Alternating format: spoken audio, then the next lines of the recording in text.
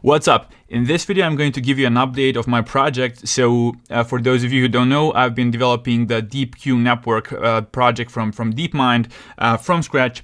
And I thought showing you how the code looks like before I actually open source it when it's in a completely polished form. So it's still not done. Like basically, I did wrote most of the code already, but it's not working because it's RL. And I'm still trying to debug it. So I want to walk you through how I structure the project, how I test individual components, which to-dos. So in general, what my workflow is, and I still have a bunch of to-dos in the code, as you'll see. So I'll also show you the logs I've been doing. So I've been logging like stuff like even gradient norms because I'm experiencing vanishing gradients problems. So yeah, hopefully you'll get something out of it. If you do, please share the video and subscribe. Before I jump into the code, for those of you who are new to this channel, I want to show you this. And basically my GitHub profile, and I wanna just mention that I've got a lot of projects that I've been working on and open sourcing over the last year and 3 or 4 months, and so do check them out. So by far the most popular one is the PyTorch, like the graph attention network implementation. So do check that out if you are interested in GraphML. And I also have like a neural style transfer. I have like 3 repos there for like the slow one, the fast one, and even one for videos. Then I've got this steep stream repo, and this pic you can see here is basically was created using the software I developed for Geometrical.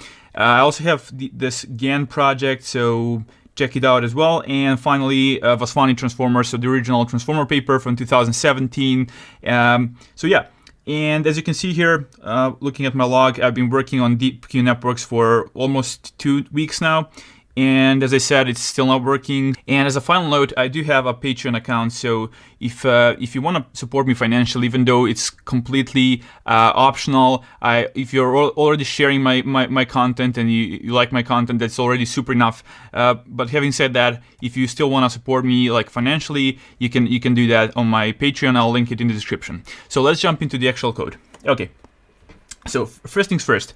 I'll assume you already know what DQN is, and if you haven't watched the video, I actually covered DQN, I'll link it somewhere here, in one of my previous videos, so do check that out. And now the thing is, because I have Tensorboard, I'll just kick off and start a run so that we can actually see the logs I'm collecting while I'm explaining the code. So let me just briefly walk you through what I'm logging. The first thing is like epsilon, and that's the hyperparameter in the epsilon greedy algorithm which DQN uses. Then we have FPS, so I'm basically logging the number of frames, so the number of steps, environment steps I do per second, and it's usually around 400, which is pretty nice. Then I'm logging some metrics. So these just tell me how fast my training will end up. Epsilon is not that actually useful because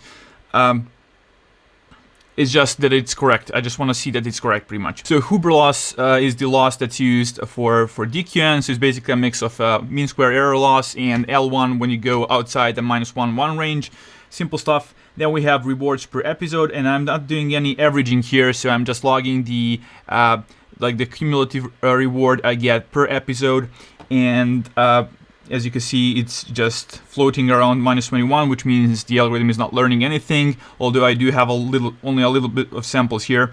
Anyways, steps per episode just tells me how much steps do I need before the episode terminates. And finally, I'm actually logging these gradients, the norms of gradients, because I'm experiencing. So I saw that the network is not learning for some reason. So I thought just plotting the gradients, and I saw I'm having a vanishing gradients problem. So if you take a look at the DQN network, let me just find some picture of DQN. So this one. So you can see there are 3 convolutional. So you can only see 2 here, but there are 3 convolutional neural layers in DQN, and there are 2 fully connected layers. So that's 5 in total. And if you take a look at the plots, that's exactly what you see. So you have the first convolutional layer, the second, the third, then we have the fully connected, and I have the total gradient here. So I basically just plot the weights and the biases per layer, so that's why we have 10. And then the final one I just get by concatenating all of the parameters together and finding the L2 norm. And yeah, you can see that it's not learning anything. because the gradients are almost 0. And let me just toggle on the newest run, so that's the one that's currently running, and we'll later see the trends, but like, yeah, for the time being, just let it run. And let's focus on the code. So, first things first, yeah, I just have some arguments for the program, which I then wrap into this dictionary and I pass it into the main function. Let me just briefly walk you through this, what the parameters are. So first things first is the seed thing. And if you've never done RL, you've seen seed occasionally, but it's not that vital. Here, on the other hand, it's very super important that you include the seed, because you want to have some sort of ability to reconstruct, to reproduce the results you got. Because if you're familiar with RL, basically it's very noisy, so you can have maybe in 60% of the seeds you get some nice results, and then in maybe 40% you get like 0, and that sucks. So once you find a seed that works, you want to have the number, and yeah. So that's the idea there. I'm using Pong environment, and the no frame skip part means basically because I'm using some wrappers from the stable baselines 3 library. I don't want to skip any frames because the wrapper itself will be skipping frames. And if you're not familiar why we're skipping frames, that's because in Atari, the DeepMind crew back in 2013 just made this convention that it's a trade-off between performance and results you'll get. And basically you just act on every 4th frame, and then you just repeat the actions 4 times. So you act on the first frame, then you just repeat the actions, and then you take the 4th frame, and then so you're just skipping the intermediate frames, and you're doing this dummy action by just repeating the action. So that's that part. V4 just means that the environment is deterministic. So if you take V0, I think, basically then the environment will sometimes execute your action, but sometimes with 25% probability, it will execute one of the previous actions. So actually the previous action. Number of steps, 50 million, that's the DQN hyperparameter. These are not that important. Replay buffer, nothing super important here, and I just have some logging parameters. So let me just walk you through the actual main function, and that's important. Okay, so first thing I do is, you can see here, I take the env-id, so that's the Pong no frame v4 string, and I just wrap it in this wrapper, and that's a common workflow you'll see across many projects. So that's the only part of the code that I have reused from a different library, and that's stable baselines 3 in this case. And I additionally just had to create this one more transform, which would just swap the axis, and because the DQN in PyTorch basically requires that the channel comes first. So what I do is I just take the height, width, and channel, and just permute the dimensions so that I get the channel first tensor. And that's pretty much it. Monitor just basically tracks your different statistics from your training, like the rewards you get per episode, like the length of the episode. You can even record videos, but I'm not doing that at the moment. So that's it. Okay. Then once we have the environment, so that's the OpenAI Gym environment, I create a buffer, and basically the reason I had to develop buffer from scratch is because stable baselines 3, and this may not sound that intuitive because it's a really nice library, they don't support a smart buffer. And what I mean by smart buffer is that they actually have when you want to store 1 million frames, what they actually do is, instead of storing 1 million, and then, so basically instead of storing, let me write it here, so 1M, and then maybe 184 are the usual like height and width dimensions. They're actually storing 1M, then 1,484,84. And the reason is, observations for DQN are just basically you stack the last 4 frames, and that's what you pass through the network, because the states are what they call that perceptually aliased. That means you do need previous frames in order to understand the state you're in, and to make this a Markov decision process. Okay, so because they don't have this smart buffer, I implemented the replay buffer from scratch, and secondly, set random seeds is really important, and I mentioned that already. but let me just show you here. So we have to set the seed for both the PyTorch framework, for the NumPy library, for Python's inner random library, then for OpenAI Gym, and both for the action space as for the gym itself, because there was some weird bug, and for some reason you'd expect this to set the action space as well, but it did not. And so I have to do that as well. So yeah, just keep that in mind. Setting seeds in a RL agent is very important, so you can actually reproduce results and have some stable trends. Linear schedule, simple class which helps me anneal the epsilon hyperparameter from 1 to 0.1 over the span of certain number of steps, and that's just the thing that the paper used. So if I go to linear schedule, you can see it here. And the reason I'm actually going here is because I wanna show you what I usually do when I develop a project. So you see the class here, and in order to be sure that at least some components are working, I create these subtests in the file itself. So you can see here, I actually instantiate the linear schedule and I test it. So if I run the utils, you'll see that yeah, we have correct results. So it goes from 1 to 0.1 over the span of 50 steps, and the reason it's 50 is because I've set 50 here. So that's the way I test components. So first, most of the components are usually orthogonal. You can test them, and then once you combine them in the complete agent infrastructure, you wanna be confident in some components so that you can debug. Yeah, and even if as you can see, even though I've done this, I'm still having problems debugging the RL agent. So testing is very important, and just be pedantic when you're developing RL code. Okay, basic stuff here. PyTorch. If I have GPU and I have RTX 2080, I just fetch here the device. I instantiate the DQN network, the target DQN, which we use to set the targets, the TD targets in the DQN algorithm. And finally, this is the main thing. This actor learner class is what I used. Is a nice abstraction, and you'll see how it looks like. But basically, you can see the shortest training loop ever here, and it's pretty intuitive. So basically, until you have get experience count. So until you have collected this number of experiences, so frames, we just keep on collecting experience and we keep on learning. So first we go and collect experience. So we'll have an inner loop of 4 steps where we are collecting, interacting with the environment, taking the rewards, the DOM flags, the frames, observations, and we'll be storing them in a replay buffer. And once we have enough data, and there is this delay here with start learning. So basically, how DQN works is you initially don't learn, you're just collecting data and filling the replay buffer.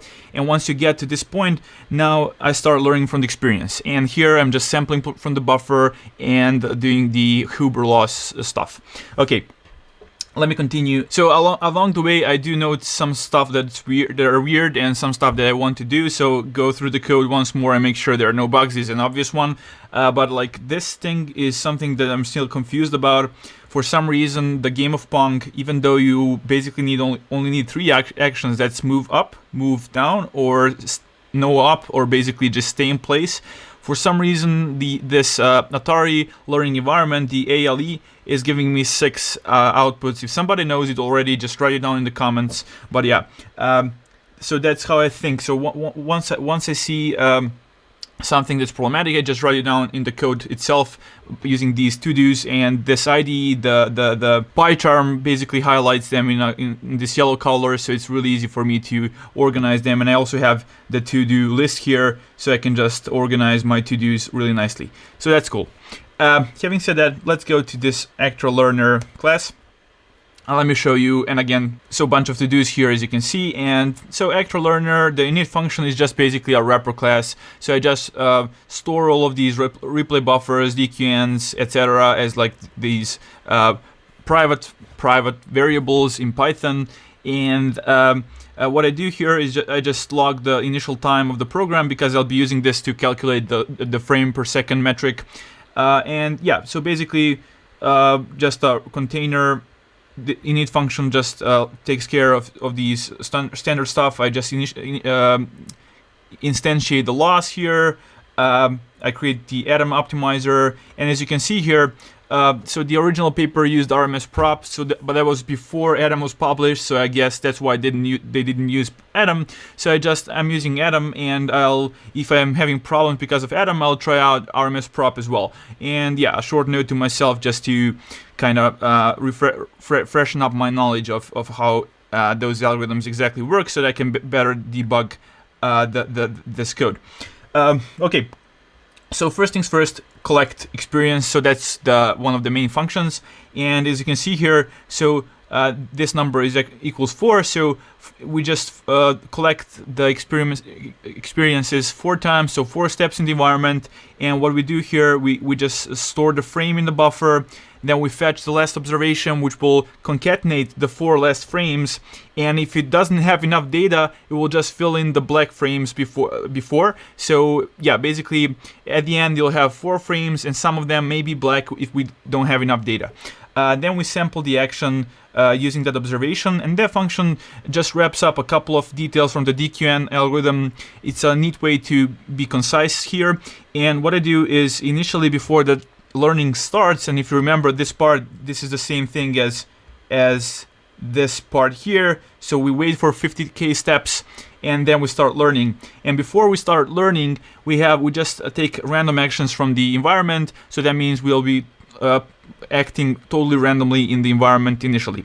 Then once we have enough steps, we'll start doing something smart, and that's actually exploiting DQN's epsilon greedy, as you can see here. So with epsilon probability, so we just roll the dice with epsilon probability, we randomly act, otherwise we act greedily, we take that action that corresponds to the Q value that's the highest. And yeah, that's it. Let me get back to the algorithm. Sample action. So we pick the action, we send the action to the environment, and that's your classical RL feedback loop. And I get the new frame back, the rewards, and the done flag in case the episode is done or I've lost a life. Then what I do, I store effects. So basically, if you remember, I first store the frame, but only now do I have the action and the reward and the done flags. So at the same index, I just add that data so that we can later fetch it during the training. When we are sampling from the buffer. Simple stuff here, and yeah, I'm logging some stuff here, as you can see. So some of the logging utilities are logging depending on every 4th episode, and some logging is just coupled to the number of steps and not to the number of episodes, because it makes more sense, and you'll see why. Okay, the second important function is learning from experience, and you can see it here. Basically, what I do here is I fetch from the replay buffer the batch size, which is 32 in the algorithm, and we get the data, as you can see, observations, actions, rewards, next observations, and done flags, and we just create the target values, as you can see here. So I pass the next observation into the target DQN, I find the max values, and we just add the rewards and scale with the discount factor gamma. We scale those numbers, and this thing here may be interesting. So basically, when the done flag is 1, you want to make sure that so this will zero out, and this will be 0 when the done flag is 1, and we'll just have the reward. Why is that? Well, because basically you don't want to have you don't want to pass the final state, the terminal state, into DQN. We just have the reward. We don't want to introduce the noise there because the state is already done. Basically, what the Q learning function does, it predicts the expected reward, and since the state is already since the game is done, the expected reward should be 0, and yeah, that's why we zero out that part.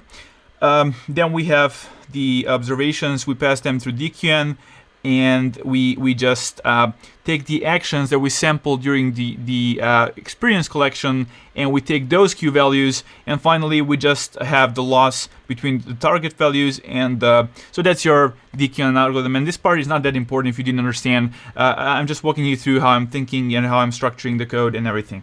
Okay, then basic stuff. We're zeroing the gradients. We do the backward, which will accumulate the grad fields in PyTorch. So every single variable will have the grad fields filled in with the gradient, and we do the step. So that's it. That's how we learn. 2 more details. First off, every So every fourth update, every 10K update, I'll be doing a hard update of the target network, and that's what the original paper showed, improved the stability significantly. So aside from replay buffer, this thing is very important in order to have an algorithm that's stable and that can work. So finally, you can see I'm logging gradients here, and that's super important because I'm still trying to debug this thing. And yeah, okay, so I think I've got enough data in the Tensorboard, so I'll just go ahead and stop this run. And what I'll do, I'm going to show you what the visual observation is. Basically, collect experience. I'll just uncomment this thing here. I'll put a breaking point there, and I'll rerun this thing. So let me show you what this does. Whoops, that's the wrong file. I'm starting the main file. Okay, if I go here and we just plot the function, you can see initially, because we only have one frame, and this is the observation, so the last 3 frames will be black. Okay, so if we go and do another step, so as you can see, we did another step. I step into here, I plotted, we now have 2 frames. So if I do another step, again, we did another step, and I step in, you can see we have 3 frames. So that's what I have this for. So just a simple function which will help me better understand what's going on. And okay, let me show you the logging functions in Tensorboard, and we're pretty much done. When it comes to logging, I'm basically logging the stuff you already saw in the Tensorboard, so reward per episode, blah blah blah. Nothing smart there. So maybe the only a bit more interesting part is here. So I'm iterating through the parameters of the DQN model, and I'm just calculating the, as you can see, I take the gradient, the data, and I do the norm, the L2 norm, P equals to L2 norm, and I just basically log those numbers. And finally, I'm accumulating these numbers in the total grad, so we can have the complete vector and not just the parameters for a specific layer, but for the whole network itself. Okay, let me show you the Tensorboard finally and see what the data we've got. Okay, epsilon, as expected, just linearly annealed to 0.1. That's not so interesting. FPS, as you can see, it's pretty stable, around 330 frames. I don't know whether that's good or bad because I haven't been experimenting enough, but we'll see. That sounds like a nice number. Huber loss, as you can see, it's just random noise pretty much. I don't see any downward trend, so something's wrong. Or maybe I just didn't have enough steps. That's also a possibility. Also rewards, as you can see, I'm almost constantly at -21. That means I basically the agent loses all of the 21 games of Pong against the built-in agent. So that means it's just playing really bad. Steps per episode, again, really noisy, and you can see the number of steps that's needed per episode. So that's around maybe the mean is around 850 or something. And finally, we can see the grads, and they are completely 0. So if you've seen the bug in my code, comment down in the comment section. I'll hopefully have this thing running in a couple of days, and then I'll need a couple more days to just polish everything, create a README so that people can kind of use it and not have not experience the problems I did. So yeah, one more thing I want to mention, which is really important, how I actually go about developing these projects. So usually, unless nobody has published any code whatsoever, which I did have a couple of occasions where I had to implement a paper totally from scratch. I just had the paper, so what I ended up doing is pinging the authors and communicating with them, so I did got some snippets there. So basically, you always want to start with some code and understand what other people are doing. So I did investigate at least 5, 6, or 7, something like that, PyTorch implementations, I think 6. And one of them here is stable baselines. So I was just stepping through the code, looking what those folks did. And as I said, they didn't have the smart replay buffer, so I had to implement the buffer from scratch and stuff like that. But I did learn some nice tricks from this repo. So that's a cool thing to do when you're developing a project. Go ahead and first analyze the other projects, and you'll learn some stuff additionally. And it will be a much more rewarding experience. You'll learn more if you also understand what other people have been doing. Okay. Having said that, maybe the last thing I want to show you are quickly the DQN model, what I've done there. And you can see I just created a super generic model there, so you can play with it, and you'll have the code in a couple of days, hopefully until next weekend actually. And you can see I have this automatic part here where, because as you know, we have 3 convolutional layers, we have fully connected layer. That means that basically you can't change the input, because otherwise the compatibility between the volume that comes out from the 3rd conv layer won't be compatible with the first fully connected layer. So you either have to keep the observation constant, or you can do it like me here. So I'm basically passing the input volume, and I can automatically calculate the number of neurons that I need in the first fully connected layer.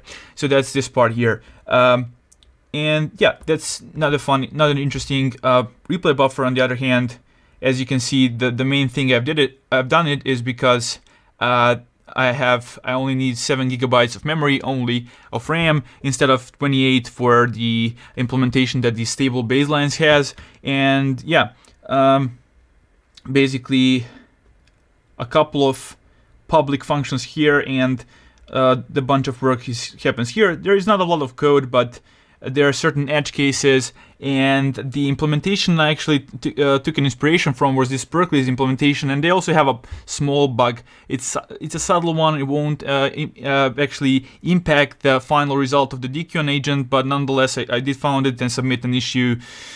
And yeah, that's pretty much it. Hopefully you found this video useful. If you did, leave a comment, subscribe, share the video, and I hope to see you next time.